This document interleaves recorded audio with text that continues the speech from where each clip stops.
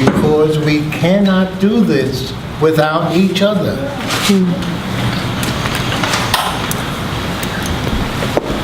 And I just wanted to respond a little bit to both of you mothers.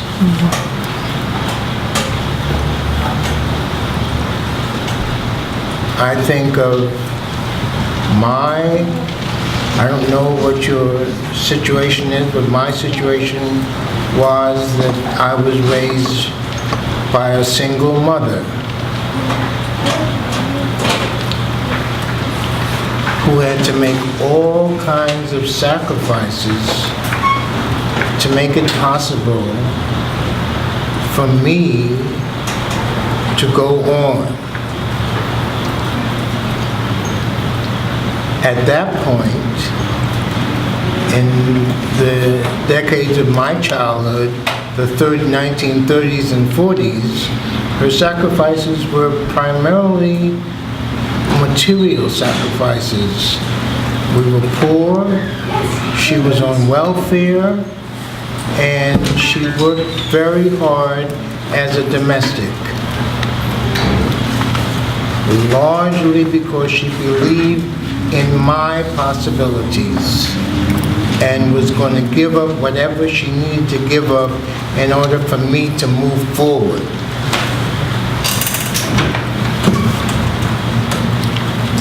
I was in Birmingham at the time that Shay is talking about. And I want to, tell me your name. Myrtle. Myrtle, thank you. My mother was Mabel, so you're close. And Tawana, speaking to you also because your son and Facebook is a powerful story. In Birmingham, a couple of things happened that I want to just testify to. One was that a lot of those children who went out there to face the dogs and the fire hoses and the fear and anger of those policemen and firemen, a lot of them had to do that in spite of the fears of their parents. It was the other way around at the time. The parents were saying, don't do that.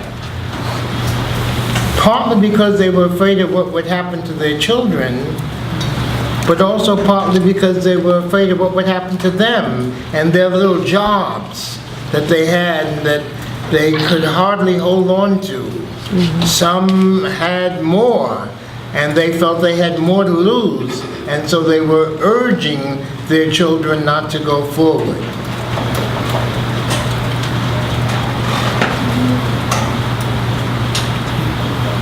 But one of the amazing things about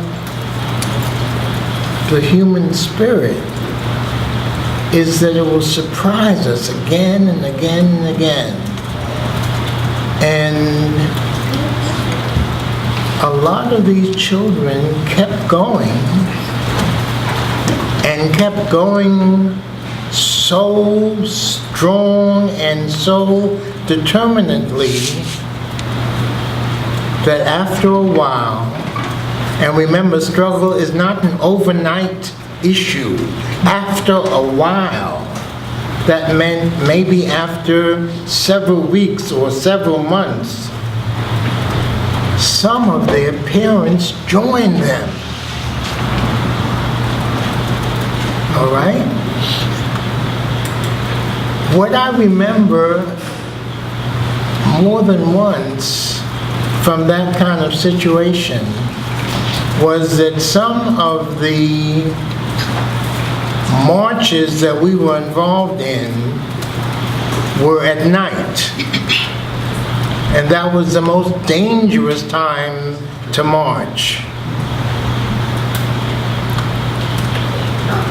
And as was so often the case, we just felt we had to sing as we were marching. And one of the things that we sang so often was the set of words from We Shall Overcome that goes, "We are not afraid." But as we were singing it, our legs were practically falling apart, trembling.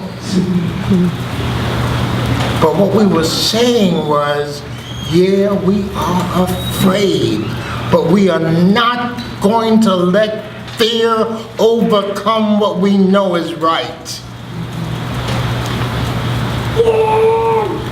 Yes. See, I have help. And on a certain level, dear sisters,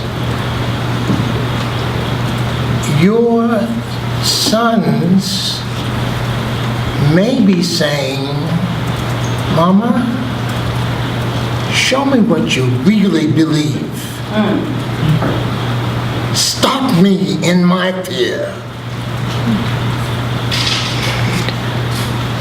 And stand up so that I can follow you, my mama." And they are saying, "I'm doing this, I want to get to the point where I'm going to do this for the children who are not even born yet." Just like those children in the 60s did it for folks who are just coming on the scene now. That's the way humanity nurtures its soul. One generation makes great sacrifices, including the sacrifice of their life. Brothers, in this case, all brothers who gave their life for the sake of another generation coming. Tell your sons that they are not alone. And you see, this is where we are in great opportunity to try to figure out what does it take to work on our souls. One of the things you might want to tell them is that there are ancestors all around them who 100 years ago took great risks to walk out of slavery.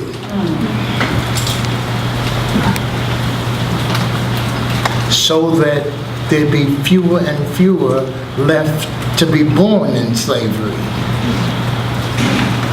You've got, I think, the wonderful opportunity not to spend most of your time talking with your sons about unimportant foolishness, like what kind of shoes you're going to buy them, or blah, blah, blah, blah, blah. You've got a wonderful opportunity to talk to them about really important things in life. And as I understand, that's what parents are for.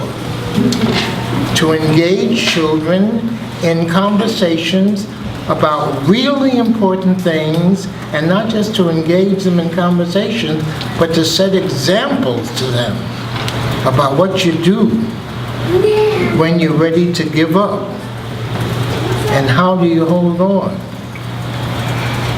So I see, you remember one of our ancestors' songs was, "Nobody knows the trouble I've seen." Glory! Hallelujah! How do you connect those two? Giving glory for trouble. What is that saying? Maybe it's an opportunity to talk to your boys about what is it that really grows a person's soul? What is it that really makes a man? that has nothing to do with beating on girls. So it may be a wonderful opportunity.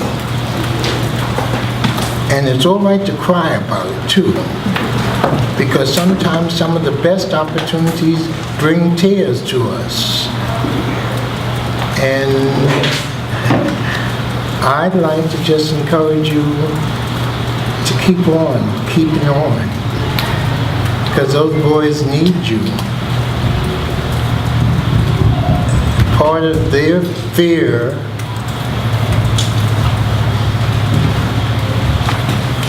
can be spoken to out of your willingness to say, I'm not going to let the fear overcome me. And sometimes the only way you can do that is you all two get together and just hold each other's arms and just cry with each other and say, come on, hold on now. Or in a circle like this, hold on now. So I want to just encourage you to just let the boys know that there is strength in them that they haven't even discovered yet. And they won't discover it until they're forced to practice it. So let them know. What is your son's name? Travis. And Tawana? Tyree. Wow. Travis and Tyree. I'm going to keep them in my heart. And you all too. Glory, hallelujah. Thank you.